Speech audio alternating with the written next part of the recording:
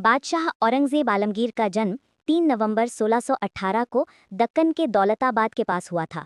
वो मुगल बादशाह शाहजहां और मुमताज़ महल के बेटे थे। बचपन से ही औरंगजेब का स्वभाव बाकी शहजादों से अलग था।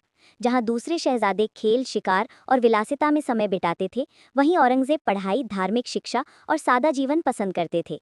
उन्होंने कुरान शरीफ याद किया और इस्लामी कानूनों का अध्ययन किया। साल 1657 में शाहजहां बीमार पड़े तो गद्दी के लिए उनके चारों बेटों में संघर्ष शुरू हुआ। सबसे बड़े भाई दारा शिकोह, शुजा और मुराद बख्श से औरंगजेब ने कई युद्ध लड़े। अंत में औरंगजेब विजयी हुए और 1658 में दिल्ली का तख्त संभाला।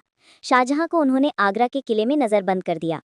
औरंगजेब का शासनकाल लगभग 50 साल चला, जो किसी भी मुगल शासक का सबसे लंबा शासन था।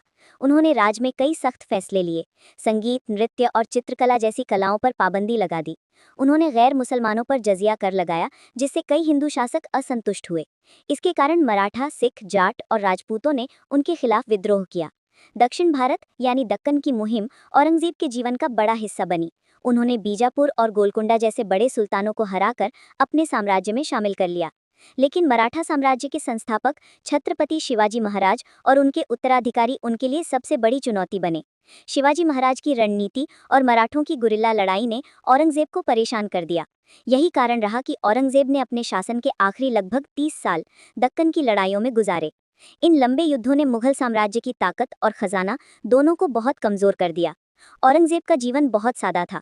वो अपने खर्चे पूरे करने के लिए खुद कुरान शरीफ की नकल लिखते और उससे होने वाली आमदनी से अपनी ज़रूरतें पूरी करते थे। उन्होंने कभी भव्य महल या बड़ी इमारतें नहीं बनवाईं। वो हमेशा सादगी और धार्मिकता के लिए जाने जाते हैं। आखिरकार 3 मार्च 1707 को अहमदनगर के पास औरंगजेब का निधन हो गया। उनकी इच्छा के अनुसार उन्हें खुलदाबाद, औरंगाबाद में एक साधारण कब्र में दफनाया गया। उनकी कब्र आज भी बिना किसी शाही इमारत या भव्य मकबरे के एक साधारण स्वरूप में मौजूद है। औरंगजेब की मृत्यु के बाद मुगल साम्राज्य धीरे धीरे टूटने लगा और उनकी सख्त नीतियां साम्राज्य के बिखराव की बड़ी वजह बनी।